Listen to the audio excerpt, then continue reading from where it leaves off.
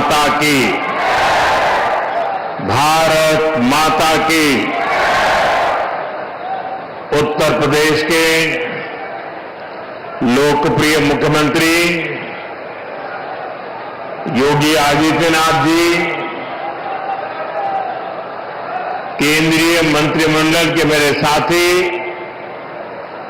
पंकज चौधरी जी, जयंत चौधरी जी, उत्तर प्रदेश के उप मुख्यमंत्री ब्रजेश पाठक जी, यूपी सरकार के मंत्रीगण, संसद में मेरे साथीगण, विधायकगण और विशाल संख्या में आए हुए मेरे प्यारे भाई और बहनों, बाबा ओगरनाथ की इस पावन धरती पर, मेरठ की क्रांति धरा पर आज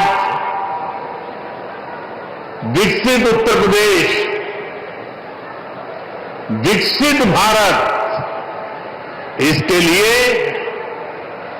नई क्रांति को ऊर्जा मिल रही है। आज पहली बार एक ही मंच से नमो भारत रैपिड रेल और मेट्रो सेवा का एक ही दिन शुभारंभ हो रहा है। विकसित भारत की कनेक्टिविटी कैसी होगी, ये उसकी एक शानदार झांकी है। शहर के भीतर के लिए मेट्रो और ट्विन सिटीज के विजन को गति देने के लिए नमो भारत जैसी आधुनिक ट्रेन, मुझे संतोष है कि ये काम उत्तर प्रदेश में हुआ है।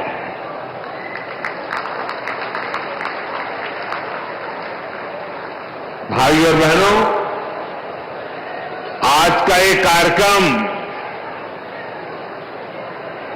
भाजपा की डबल इंजन सरकार की कार्य संस्कृति को भी दर्शाता है और हमारी कार्य संस्कृति क्या है? हमारी कार्य संस्कृति है कि जिस काम का शिलान्यास किया जाए उसे पूरा करने के लिए दिन रात एक कर दिया जाए। और इसलिए अब परियोजनाएं पहले की तरह लटकती भटकती नहीं है। नमो भारत या मेट्रो सेवा, दोनों का शिलान्यास करने का अवसर आप सबने मुझे दिया था और आज मुझे ही इनके लोकार्पण का भी सौभाग्य मिला है। साथियों, थोड़ी देर पहले मैंने मेरठ मेट्रो में सफर किया। इस दौरान मेरी स्कूल कॉलेज के अनेक युवाओं से और अन्य यात्रियों से बातचीत हुई है। सबका यही कहना था कि इतने शानदार काम की उन्होंने कल्पना भी नहीं की थी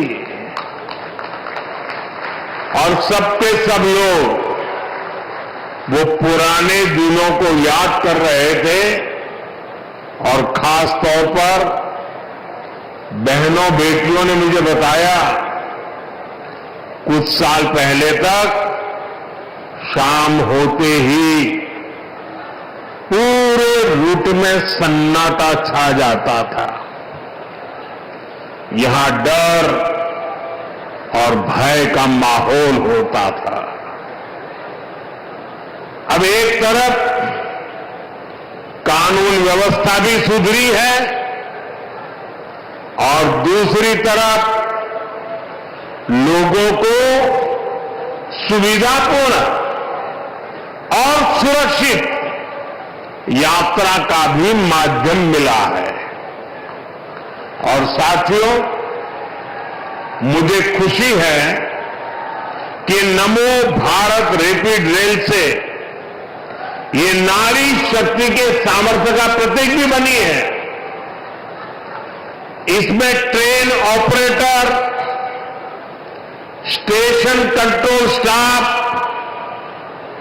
ऐसे अधिकतर काम में हमारी बेटियां ही कार्यरत हैं, बेटियां ही नेतृत्व कर रही है। मैं आप सभी को, उत्तर प्रदेश को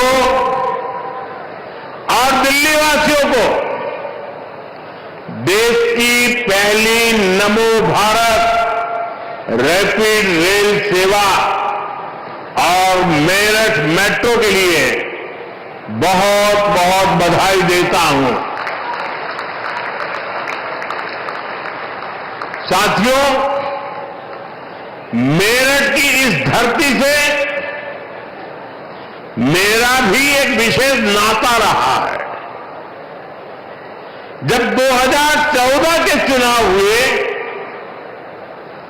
2019 के चुनाव हुए और 2024 के लोकसभा चुनाव हुए, तो मेरठ से ही मेरी चुनावी सभाओं की शुरुआत हुई।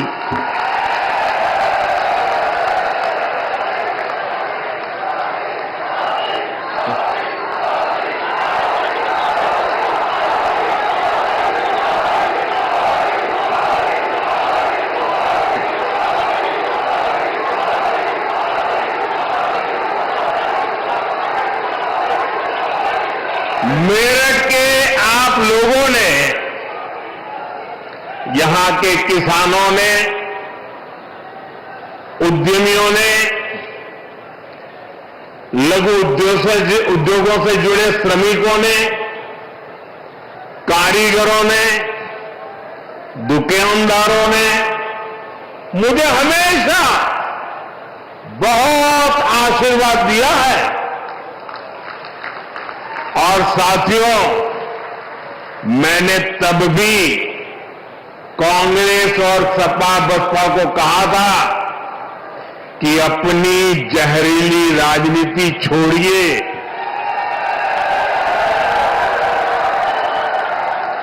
और आइए विकास के मुद्दे पर मुकाबला करके देखते हैं।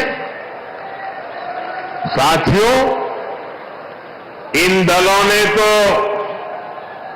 अपनी जहरीली राजनीति नहीं बदली, लेकिन भाजपा ने विकास और अपनी नीति रीति, अपनी नीयत में अगर एक बात को सर्वोपरि रखा तो वो है विकास, देश का विकास। इसका एक उदाहरण हमारी मेट्रो भी है, मेरठ मेट्रो भी है। साथियों, 2014 से पहले भारत में मेट्रो का विस्तार बहुत ही धीमी गति से हो रहा था। हालत ये थी कि कांग्रेस सरकार के समय में देश के सिर्फ 5 शहरों में ही मेट्रो चल पाई थी, जबकि आज भाजपा सरकार में देश के 25 से ज्यादा शहरों में मेट्रो चलने लगी है। आज भारत मेट्रो के मामले में तीसरा बड़ा नेटवर्क बन चुका है। यूपी में मेरठ के अलावा भी कई सारे शहरों में मेट्रो पर काम चल रहा है। साथियों, बीते 11 वर्षों में देश के दर्जनों शहरों तक मेट्रो पहुंची, क्योंकि भाजपा सरकार देश की जनता को सुविधा देना चाहती है। देशवासियों को हाई स्पीड, जाम और प्रदूषण से मुक्त सुविधा, ऐसे हर प्रकार की व्यवस्था देना चाहती है। इसलिए आज नमो भारत जैसी आधुनिक सेमी हाई स्पीड ट्रेन चल रही है, वंदे भारत ट्रेन चल रही है। साथियों, कांग्रेस सपा की जब दिल्ली में सरकार थी, तब ये सब संभव ही नहीं था, क्योंकि तब इंफ्रास्ट्रक्चर के प्रोजेक्ट्स घोटालों में ही गुम हो जाते थे। मेट्रो जैसे और उससे जुड़ी अधिकतर टेक्नोलॉजी भी हमें विदेशों से आयात करनी पड़ती थी। हमने घोटाले भी बंद किए और देश को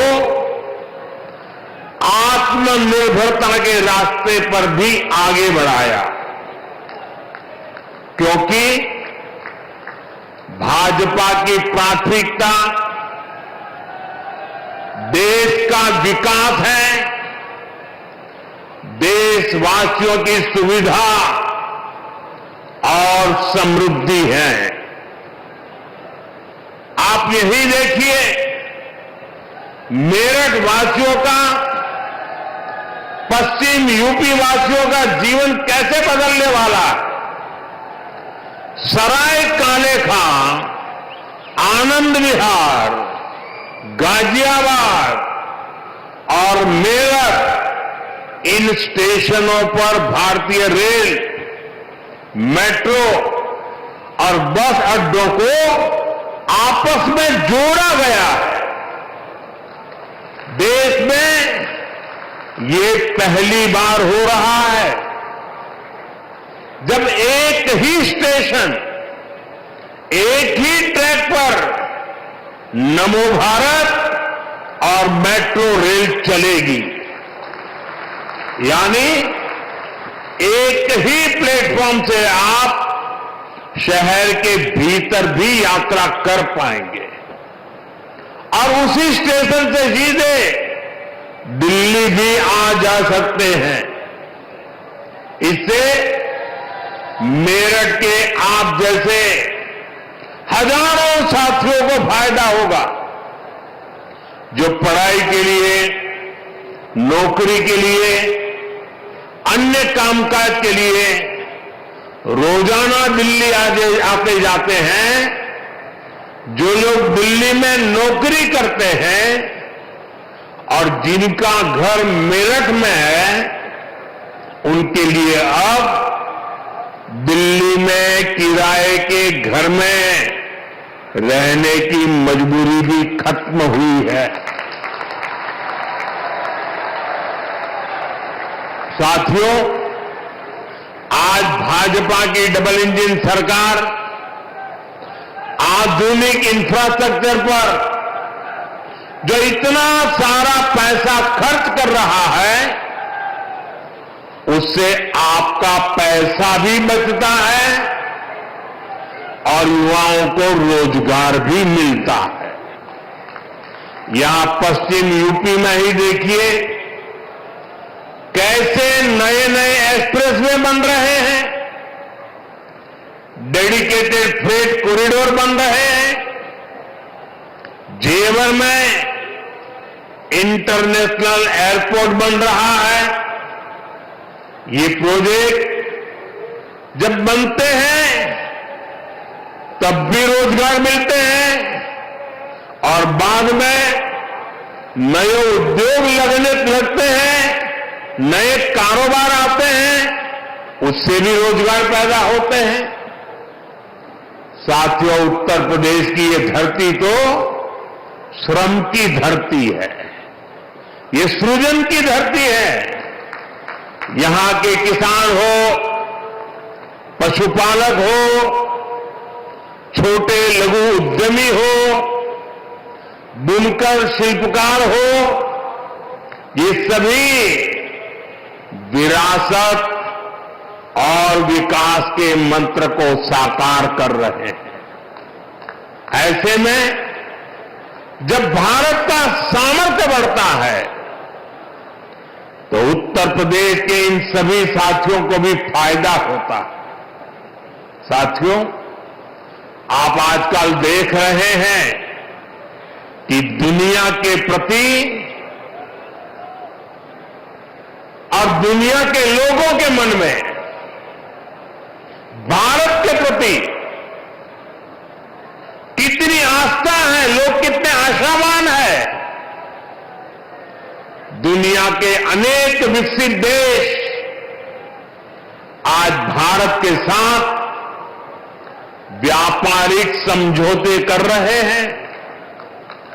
एक समय था जब कांग्रेस की सरकार चाहकर भी विकसित देशों के साथ समझौते नहीं कर पाती थी, क्योंकि तब घोटालों के लिए बदनाम कांग्रेस सरकार से समझौते करने में दुनिया को हिचक होती थी।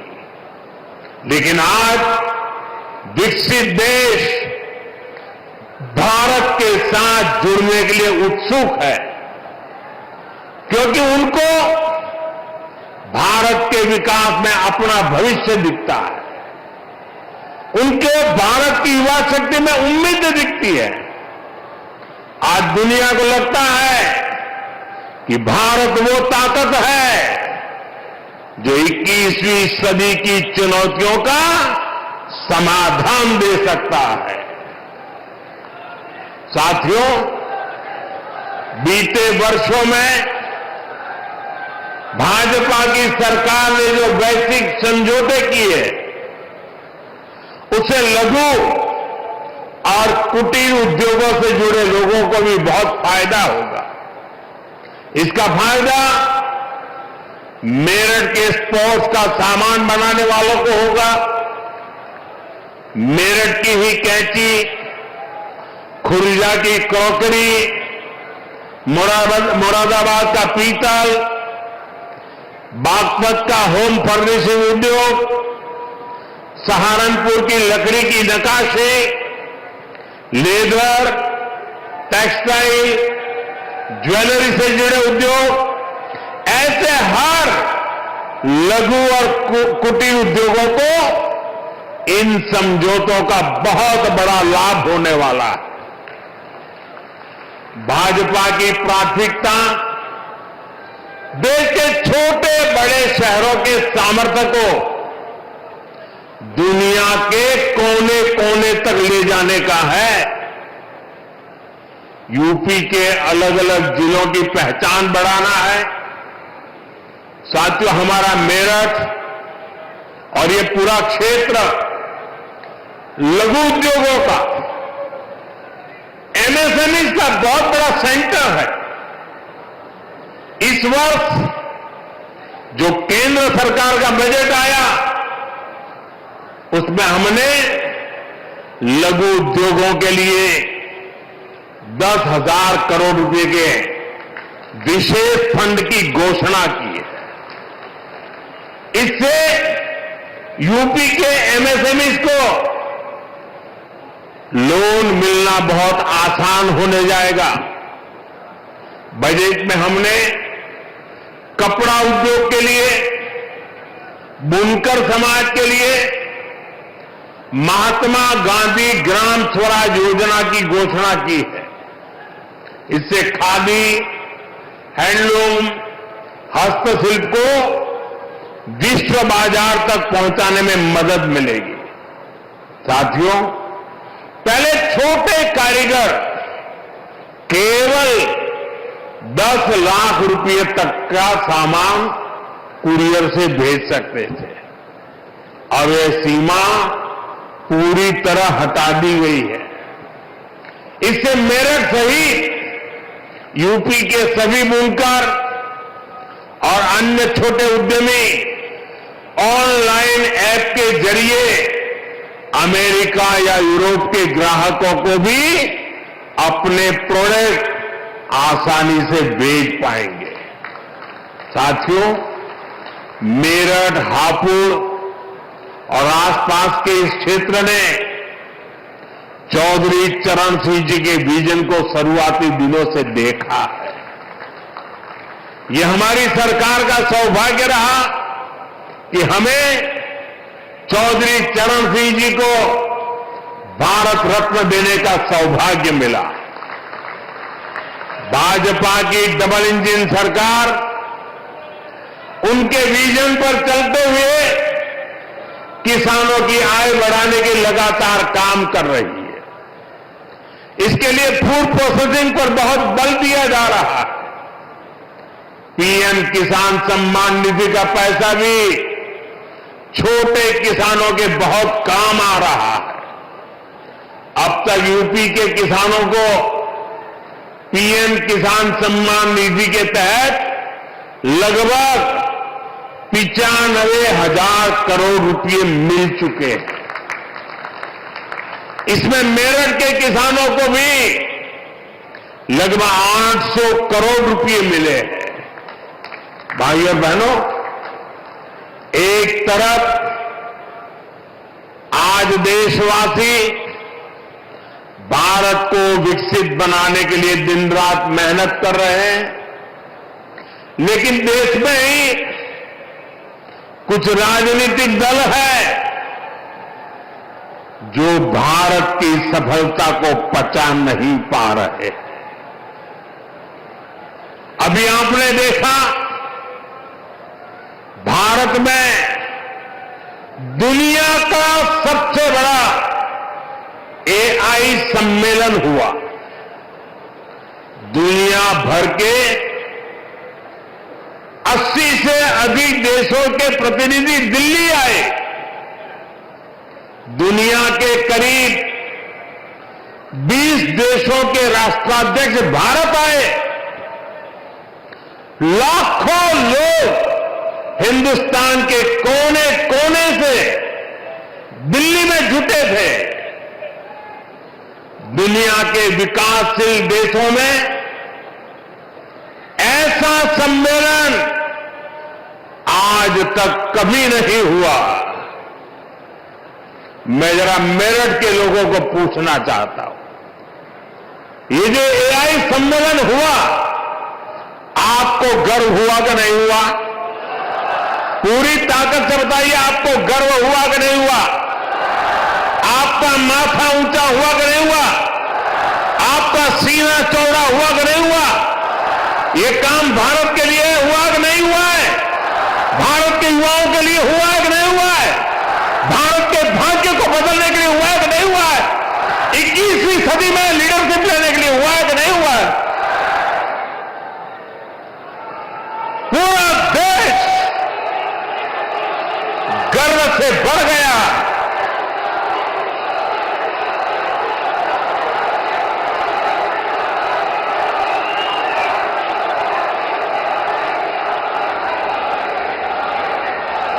लेकिन कांग्रेस और इसके इकोसिस्टम ने क्या किया? साथियों, कांग्रेस ने भारत के एक वैश्विक आयोजन को अपनी गंदी और नंगी राजनीति का अखाड़ा बना दिया।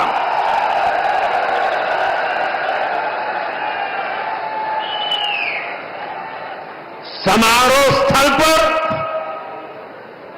विदेशी अतिथियों के सामने कांग्रेस के नेता कपड़े उतारकर पहुंच गए।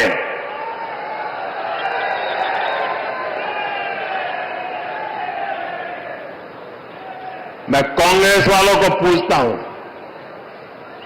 देश तो जानता है आप पहले से ही नंगे हो, फिर कपड़े उतारने की जरूरत क्या पड़ी?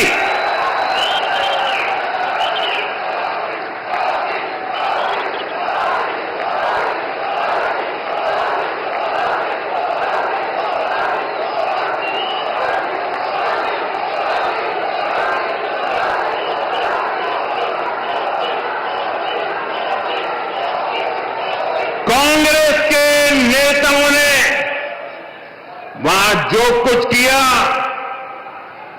वो दिखाता है कि देश की सबसे पुरानी पार्टी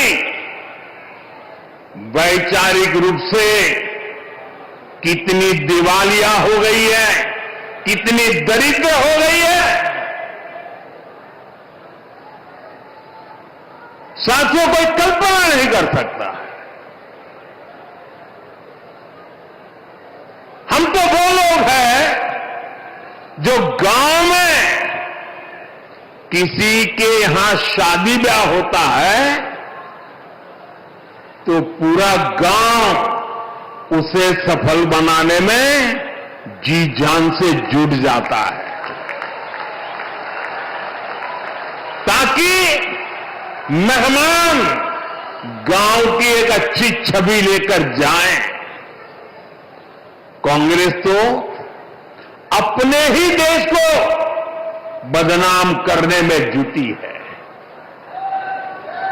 साथियों, कांग्रेस के नेताओं को मोदी से नफरत है। ये लोग मेरी कब्र खोदना चाहते हैं, मेरी मां को गाली देने से भी उनको कोई परहेज नहीं है। उन्हें भाजपा से विरोध है, उन्हें एनडीए से विरोध है। ठीक है, आपकी राजनीति में यही करना जरूरी है, चलो भाई समझ सकते हैं, हम इसको भी सहन कर लेंगे। लेकिन कांग्रेस को याद रखना चाहिए था कि एआई ग्लोबल समिट ये बीजेपी का समारोह नहीं था और न ही उस समय बीजेपी का कोई नेता वहां मौजूद था। ये देश का कार्यक्रम था, देश के सम्मान का कार्यक्रम था, देश के लोगों के पसीने से। लेकिन कांग्रेस ने परसों सारी मर्यादाएं तोड़ दी और पूरा देश कांग्रेस की इस रीति नीति पर थू थू हो रही है। लेकिन दुर्भाग्य देखिए, इतनी पुरानी पार्टी के नेता लाजने के बजाय गाजते हैं, बेशर्मी के साथ देश की बेइज्जती करने वालों का जयकारा कर रहे हैं।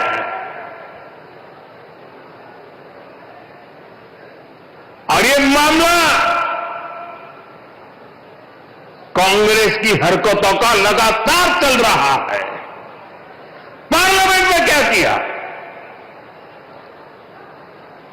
पार्लियामेंट में खुद परफॉर्म कर नहीं पा रहे तो अपने साथी दलों को भी बोलने का मौका नहीं देते, पार्लियामेंट को चलने नहीं देते। और उसका सबसे बड़ा नुकसान कांग्रेस के जो साथी दल है ना उनको हो रहा है। अब वो समझ गए हैं। ये अभी दिल्ली में उन्होंने जो है नंगापन दिखाया, उनके सारे साथी दल चौंक गए हैं, सबने किनारा कर लिया। और मैं नम्रतापूर्वक देश के मीडिया को भी एक रिक्वेस्ट करना चाहता हूं। वैसे मैं मीडिया को हर प्रकार से झेलने के लिए ईश्वर मुझे शक्ति दे प्रार्थना करता रहता हूं, लेकिन आज मैं उनको प्रार्थना करता हूं कि कृपा करके हम जब इस प्रकार की हरकतों की आलोचना करें तो आप ये हेडलाइन मत बजाइए कि मोदी ने विपक्ष को धो डाला।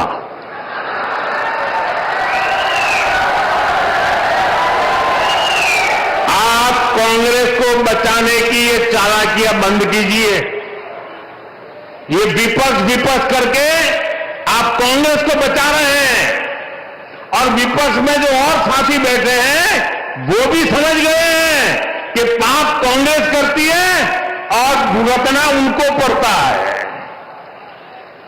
और कांग्रेस की इकोसिस्टम हर बार बच के निकलने का एक खेल खेलती है कि पाप कांग्रेस करे, आलोचना कांग्रेस की हो, गुस्सा कांग्रेस पर हो, लेकिन मीडिया में कांग्रेस नहीं दिखती, विपक्ष शब्द दिखता है। क्यों भाई, क्यों कांग्रेस को बचा रहे हो?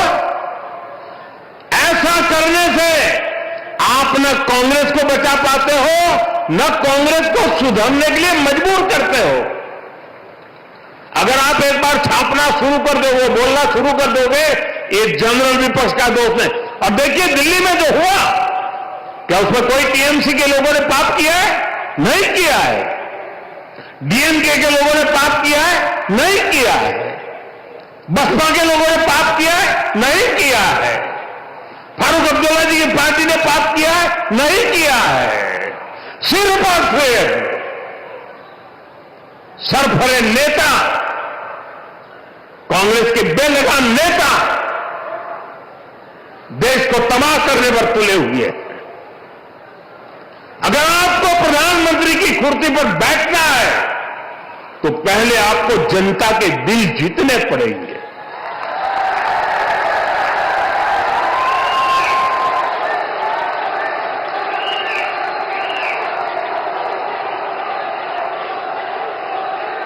महिलाओं एमपीओ को भेज करके सीट पर कब्जा करने से आप प्रधानमंत्री नहीं बन सकते हो।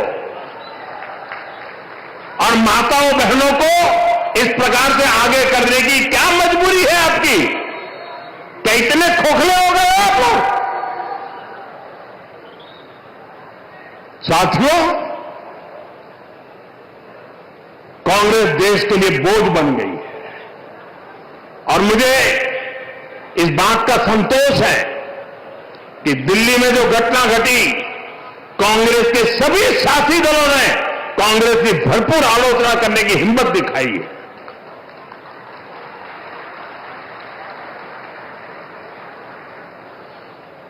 मैं विपक्ष के इन साथियों का सच्चाई के साथ और देश के गौरव के साथ खड़े होकर रहने के लिए उनका मैं सार्वजनिक रूप से आभार व्यक्त करता हूं।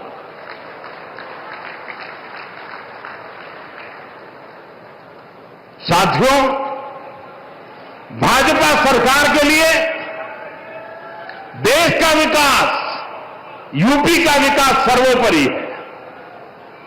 लेकिन आप याद करिए, 10 साल पहले तक यूपी की चर्चा किन बातों के लिए होती थी?